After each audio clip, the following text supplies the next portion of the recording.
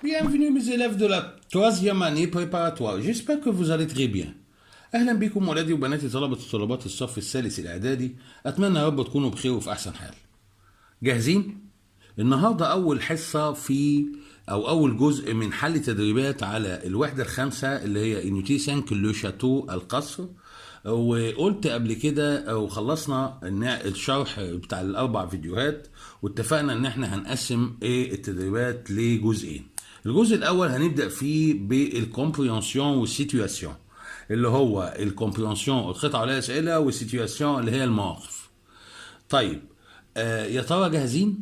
يا ترى فاكرين الكلام اللي قلته ان وانا بحل عايزك انت تحل قبل ما اقول الاجابه؟ طب يلا بينا نبدا على بركه الله ونقول بسم الله الرحمن الرحيم والصلاه والسلام على سيدنا محمد خاتم الانبياء والمرسلين. يلا بينا. اول حاجه عندي لازم اقرا السؤال كويس. Lis ce document puis réponds aux questions. اقرا هذه الوثيقه ثم اجب على الاسئله. Le mois dernier, notre école a organisé un voyage au château de Chillon. الشهر اللي فات مدرستنا نظمت رحلة لقصر شيون. La visite a commencé à 14 heures avec Monsieur Duroc. الزيارة ابتدت الساعة 2 مع Monsieur Duroc. Quand nous sommes arrivés au château, la guide s'est présentée. عندما وصلنا للقصر المرشدة قدمت نفسها. Claude, Robert et Jean ont quitté le groupe. كلود وروبير وجون تركوا الجروب. Et ils se sont cachés واختفوا أو استخبوا. Mais j'ai vu les garçons monter dans la tour du château. لكن أنا شفت الولاد صعدوا في برج القصر. 10 minutes après, بعديها ب10 دقايق, ils sont revenus dans le groupe. رجعوا الجروب. Soudain, فجأة, la guide est venue très en colère. المرشدة كانت غضبانة جدا. Et elle a dit, وقالت, la couronne du roi a disparu. التاج الملك اختفى. Ouvrez vos sacs. افتحوا شنطكم. Notre professeur et la guide ont cherché dans les sacs et ils n'ont rien trouvé. مدرسنا والمرشدة بحثوا وفتشوا في الشنط وملقوش حاجة. Claude, Robert et Jean ont dit, Claude, Robert et Jean قالوا, ce n'est pas nous, mais on a vu le voleur. مش احنا, لكن احنا شفنا الحرامي. مارتين. ومضت مارتين في النهاية. زي ما انتم شايفين هنا انه مديني بعض الكلمات اللي هي قد تكون جديدة عليك، زي انكولار غاضبة، لا كورون التاج، سودان فجأة. خلاص احنا فهمنا كده القطعة. تعال نشوف الأسئلة بتقول ايه وازاي نجاوب عليها. شوازي لو بون جروب، اختار الإجابة الصحيحة. سو دوكيومون هذه الوثيقة بتكون هل بقى ان ديالوج حوار، ولا ان تكست نص، ولا اون بيبليسيتي اعلان؟ ها مظبوط، لا هي تنفع ديالوج ولا هي تنفع اعلان، يبقى الاجابة الصحيحة ان تكست نص. رقم 2.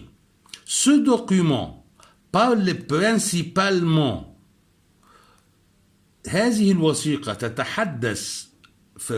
بتتحدث رئيسيا، الموضوع الرئيسي اللي بتتحدث عنه هذه الوثيقة، هل يا ترى على دو شاتو دو شيون، ولا دون جيد، ولا دان فول دو كورون؟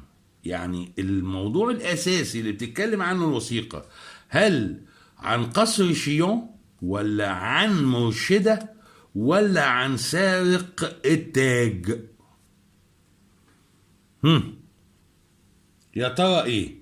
مظبوط، بتتكلم عموما عن قصر شيون. 3. La visite a commencé à de l'après-midi.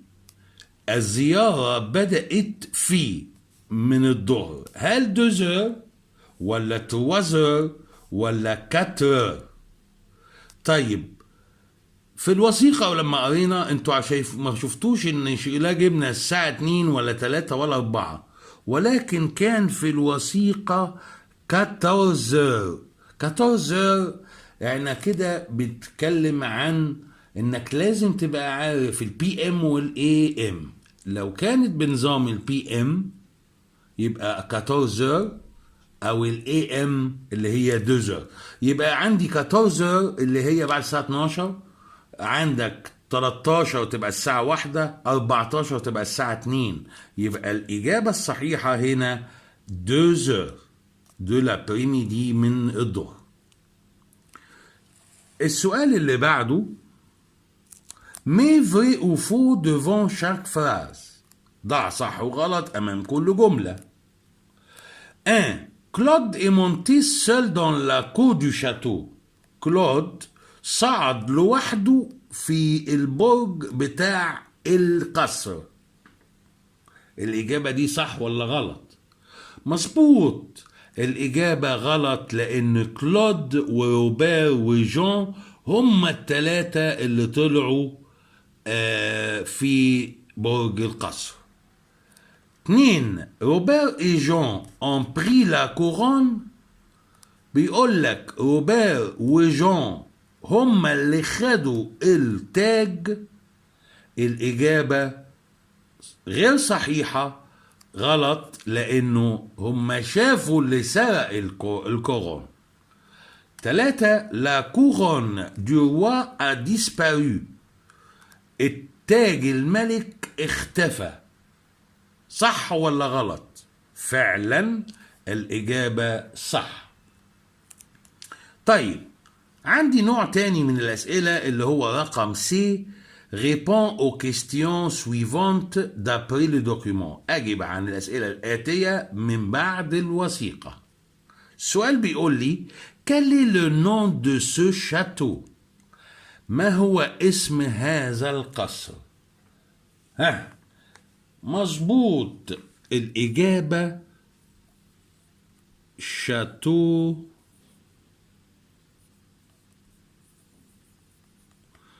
de Chillon.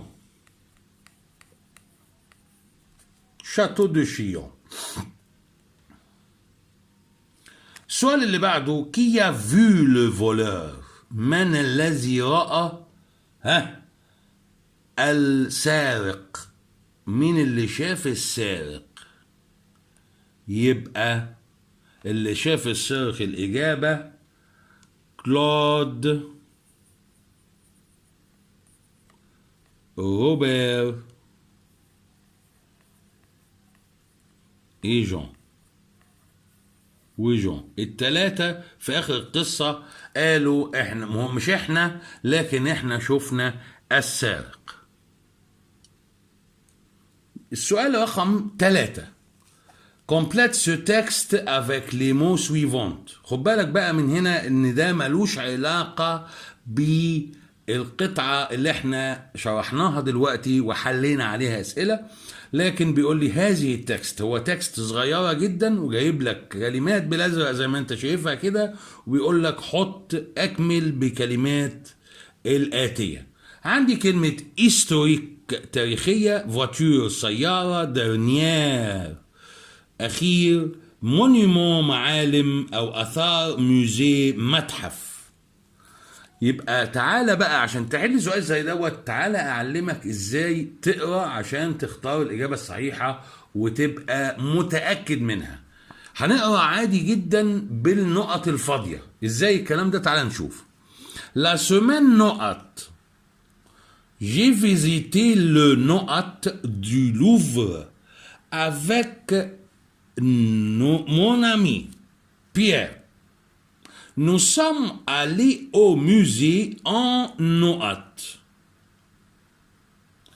Là, on a vu beaucoup de Noates, de statues et de tableaux Noates.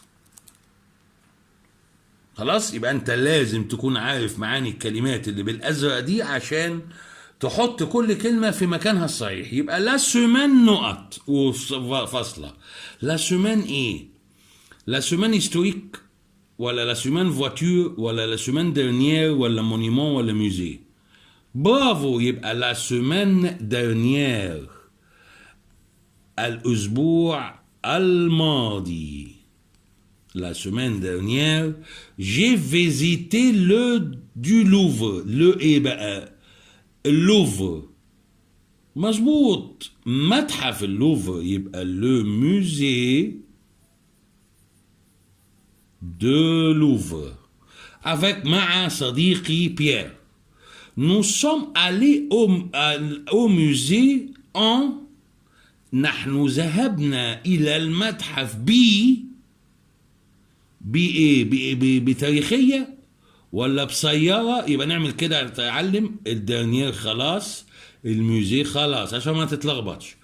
ان فواتور طبعا بالسيارة، يبقى احنا رحنا المتحف بالسيارة. لا هناك on a vu beaucoup de، شفنا كثير من ايه؟ وفواتور خلاص تعمل عليها كده. من ايه؟ من التاريخي ولا من المعالم او الاثار؟ ما هم دول اللي فاضلين، يبقى بوكو دو مونيمون، معالم او اثارات. مونيمون. و دو ستاتيو تماثيل، يبقى معالم وتماثيل. اي دو تابلو، تابلو يعني لوحات، يبقى لوحات اللي فاضله تاريخية.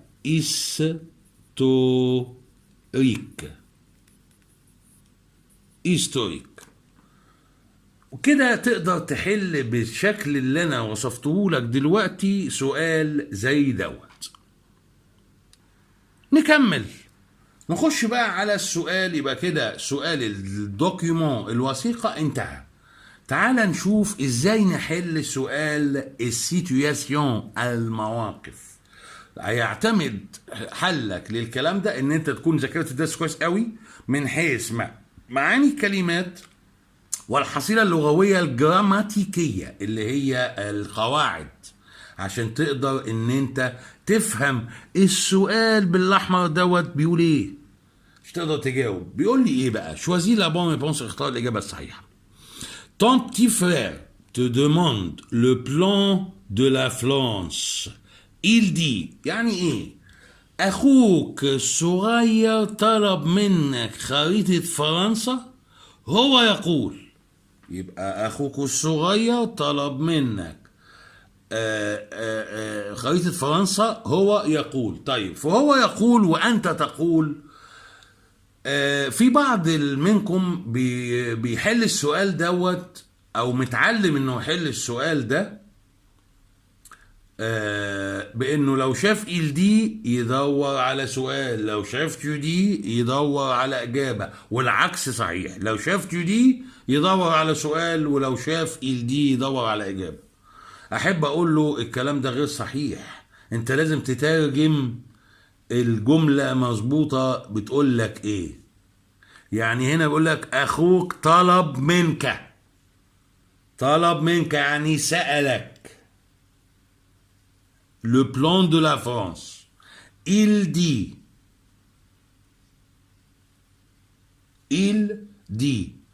طلب منك خريطة فرنسا.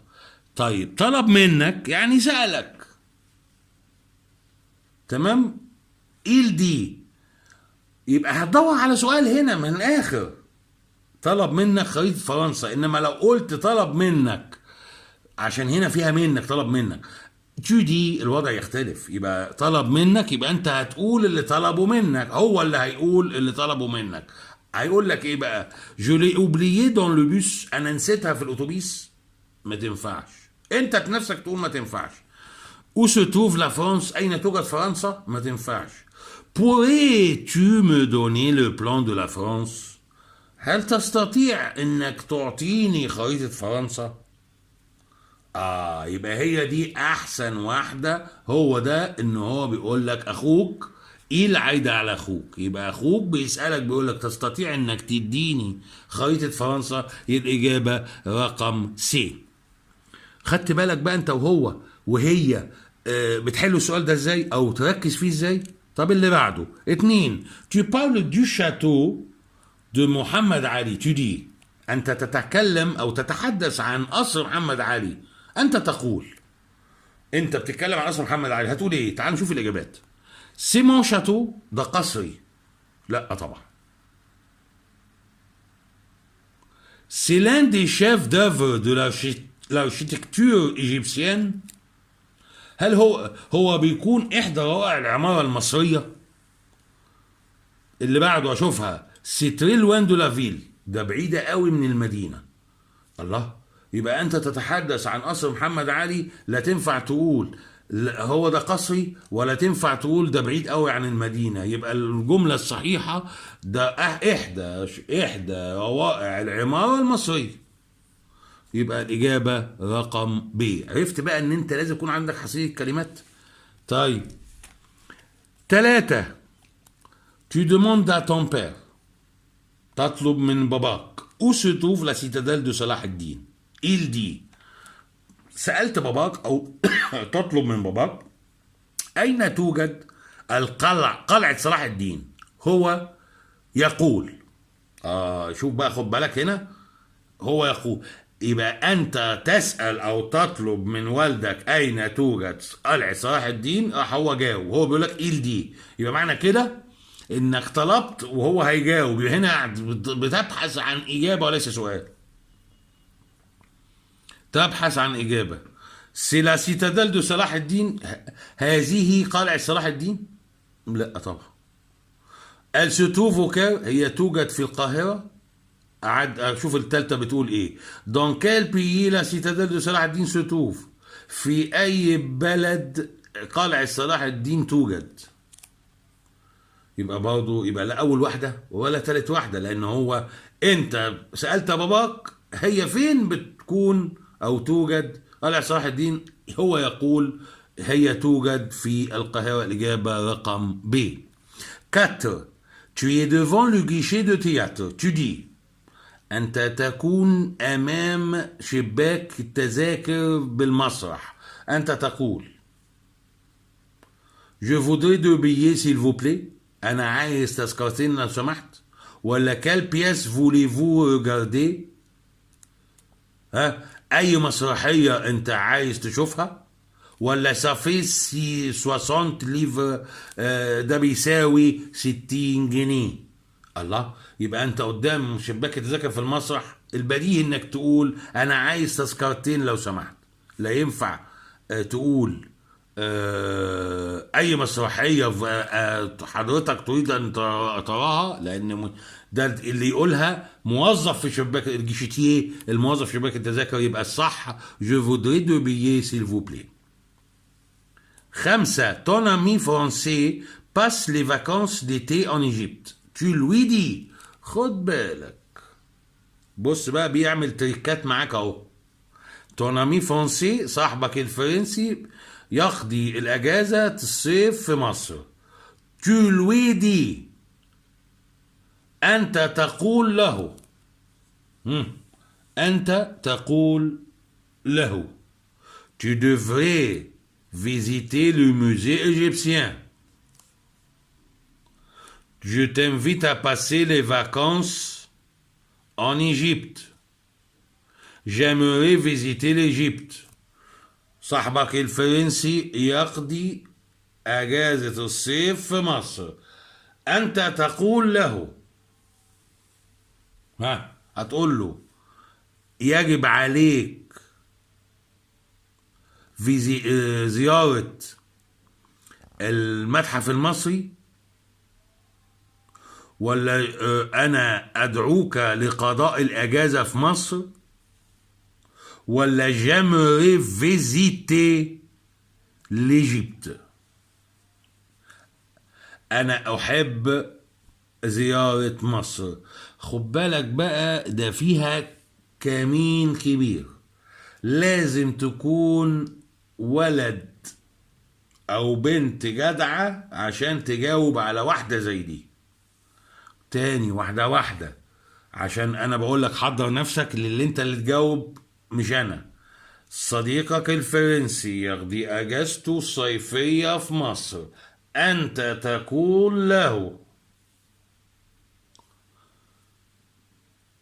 يجب عليك أو زيارة المتحف المصري، أدعوك إلى قضاء الأجازة في مصر، أنا أحب زيارة مصر.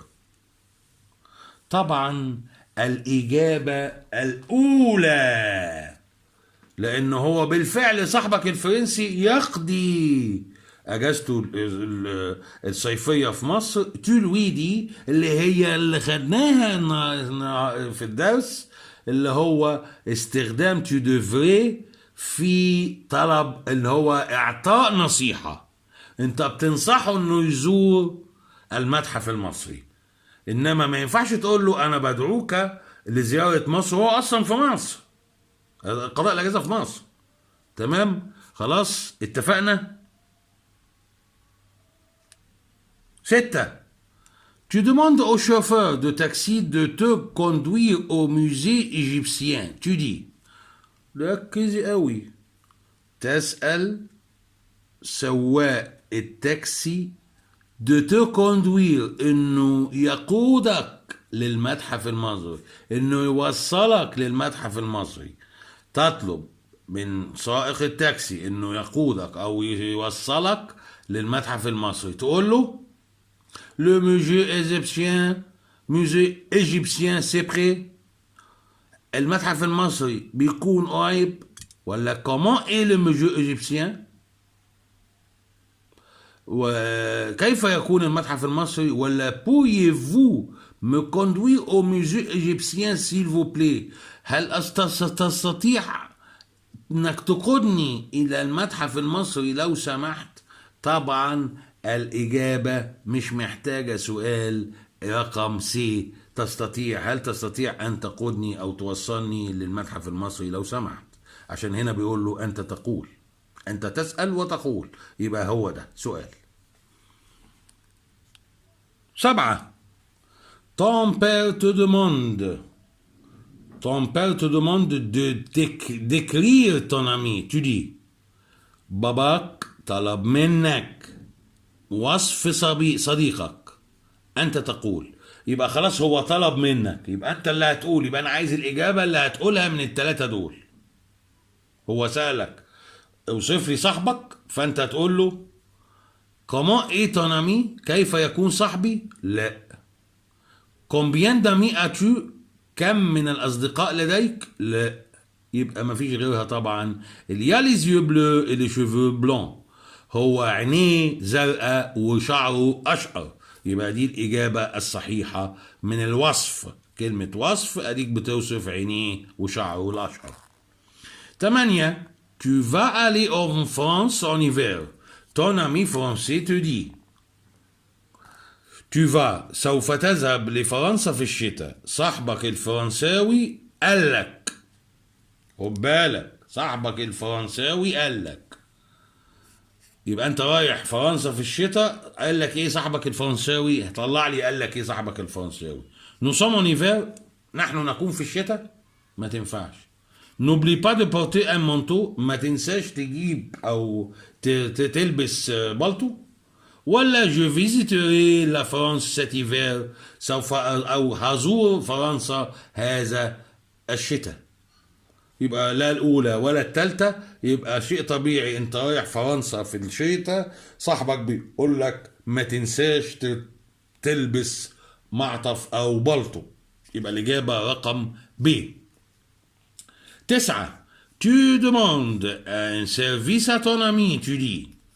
تطلب خدمة من صاحبك، أنت تقول. تطلب خدمة من صاحبك. يا ترى هتقول ايه لما تطلب خدمة من صاحبك؟ واحد، pourrais-tu me prêter ta veste؟ هل تستطيع انك تسلفني الجاكيت بتاعك؟ ولا جام سيرفير ميزامي، انا احب اخدم زملائي وصحابي؟ ولا سيمون امي الان، ده صاحبي الان؟ يبقى بتطلب خدمة من صاحبك، يبقى الأكيد أول واحدة، هل تستطيع إنك تسلفني الجاكيت بتاعك؟ 10، tu vas à l'aéroport pour prendre l'avion. Ton père te dit. أنت تذهب إلى المطار عشان تاخد الطيارة. باباك قالك. باباك قالك. Pour aller à l'aéroport. ولا pense à prendre un taxi pour ne pas tarder. ولا où est ma valise؟ ها، انت رايح المطار عشان تاخد الطيارة، باباك قال لك pour aller à l'aéroport pense à prendre un taxi pour ne pas tarder où est ma valise. على الشكل العام بيقول انا رايح اخد الطيارة، ابويا يقول لي ايه؟ فكر انك تاخد تاكسي عشان ما تعطلش. هي دي، انما لا الاولى ولا الثالثه. يبقى الاجابه الصحيحه pense à prendre un taxi pour ne pas tarder. وبكده نكون انتهينا من الجزء الاول من تدريبات يونيتي 5 لو شاتو. اتمنى يا رب نكون استفدتوا، اتمنى يا رب ان انتوا تكونوا حليتوا، انا مش شايفكم حليتوا قبلي واجاباتكم كلها تكون صحيحه. ان شاء الله اشوفكم في الفيديو التاني والجزء التاني على خير. ذاكروا كويس لانه جزء بقى اصعب شوية، اللي هو الجرامير واللي هو جزء الانتاج اللغوي مع السوجي، الموضوع اللي انت هتتكلم فيه، فهيبقى دسمة جدا الجزء التاني. اشوفكم على خير في الفيديو الجاي. ابيانتو تو الموند اي اوفوار.